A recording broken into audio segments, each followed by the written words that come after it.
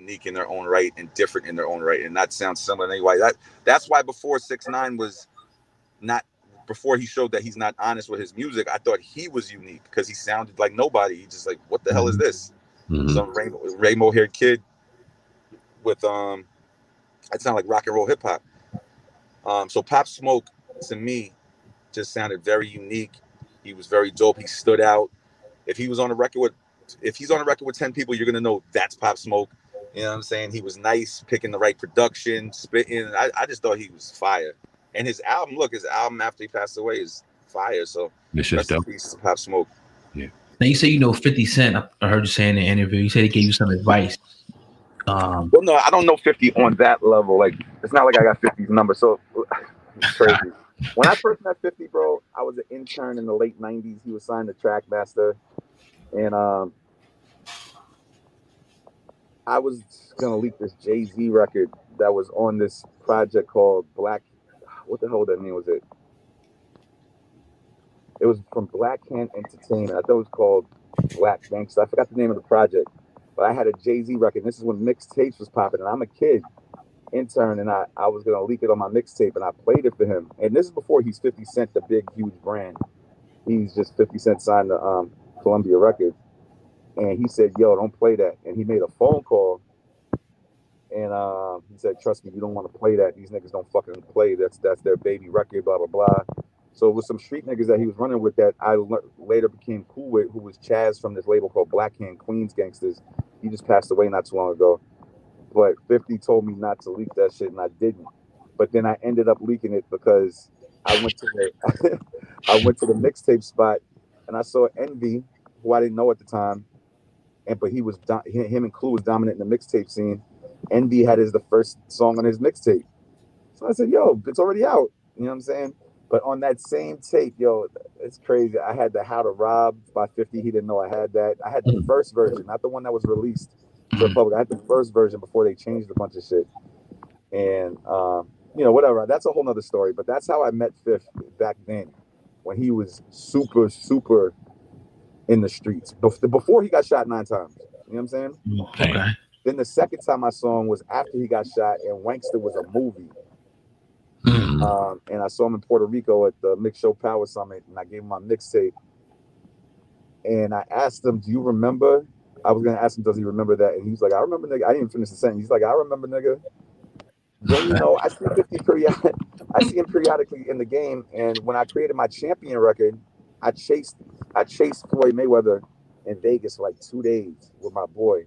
And I ended up having to go to the movies with, it was him, 50, and a bunch of girls at the time. This is years ago. We saw the first Planet of the Apes that came out like years back. Chasing him. And then after that, we went to the studio. I chased this dude for 2 days. Shout out to Floyd Mayweather because he did it for me for free. But I chased him for 2 days to get it done. Just to get 10 minutes of work done in the studio. And 50 was there. And 50 helped me and guided me through that session and guided Mayweather on how to say it correctly, because the 50's an artist and he understood what the record was about, Champion, so he guided Floyd on how to do it. This before they was beefing. And then, I see 50 throughout the game sometimes. We cool when we see each other, but I don't know him like that. Like, I've never had 50's number or anything like that. Doc, can you take us back real quick to, I don't know if you were DJing on the radio back then, but Jay-Z and Nas's battle. And I heard you say Jay-Z was the king of New York. Can you take us back and just, I always wanted to hear from somebody that was in New York back then. How was it back then when Takeover and Ether came out on the radio? Like, for me, it was one of the best eras of hip hop ever. Yeah. Jay-Z, first of all, those are two kings in hip hop, bro.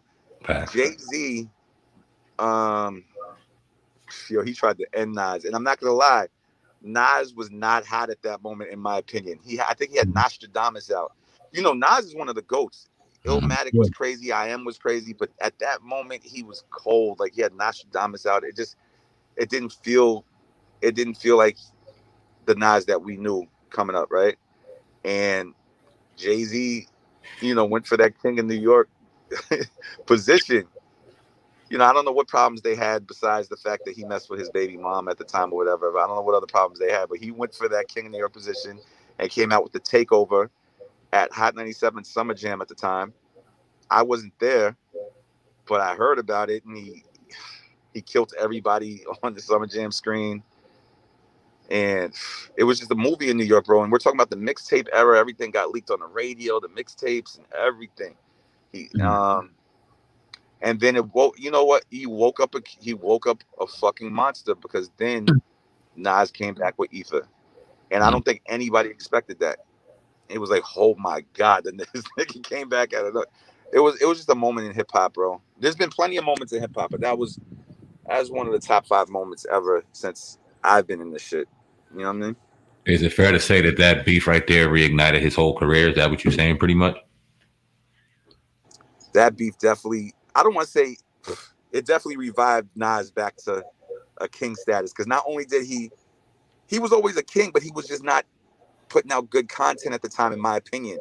But as soon as that he got dissed by Hove, he came with Ether, right? And now everybody's like, Nas. And then I remember hearing Jay-Z on the radio that day. Now, I didn't know anybody at the time. I was just a fan in watching. I didn't know everybody on that level yet. But Jay-Z, you know, has a swag about him through his whole career, and a confidence, and you know, he's very confident on who he is and where he was going. That was the only time I heard Hove on the radio sound like he was not confident. That one time ever in the history of his career. Wow. Was that Angie Martinez? With Angie? Say it again? Was that with Angie Martinez or no? Yeah, it was with Angie. I remember that. Shout to Angie, man, legend of the game. And then that's when he brought Super Ugly, the response to Ether. But he just didn't sound confident. And then after Super Ugly, everybody said Nas won the battle. And then Nas came with Stillmatic, a fucking classic project. So it's like, you know, it woke Nas back to his king status. I'm curious what you think about Eminem, because we talk about GOATs, and Eminem is definitely one of the greatest that's ever done this. But like Nas, he kind of got a cold period, and it took a little bit away from his GOAT status, in my opinion. Not that he's still not, but it definitely took him a little higher on the ring of top tier of hip hop, in my opinion. What is your thought on it? It's very hard to be perfect all the time, bro. To me, Eminem's one of the GOATs. Yeah, he had a cold period. But that last album he dropped was fucking crazy. There was 2 albums, I can't remember the name. Not the one he just dropped. But the 2 before that, yeah, he didn't even sound like himself. But you know, who knows what's going on in his life? Sometimes it's hard to keep up with the times. Like, look, Hove dropped a project with Beyonce that didn't hit like the rest of Beyonce's projects or the rest of Hove's projects. You know, I remember Blueprint 2 was lit, but it didn't hit like the rest of his albums. But then he came with Blueprint 3, which was a movie. Like, you know what I'm saying? So I think Eminem's one of our GOATs, bro. Even if he had a cold look, DMX went super cold, but DMX is, when he was popping, I haven't heard a lot of people put out lyrics and content the way he did and go platinum, multi-platinum twice in 1 year. True. My last question is gonna be, man, who's your top 5 greatest all time? Yeah, everybody always asks this, but I don't know, man. Biggie's my favorite. Let me just say that. Biggie's my favorite. But yes, Biggie's life was cut short. But Biggie's my favorite. Biggie, Jay-Z would have to be on there. Yeah. 100%.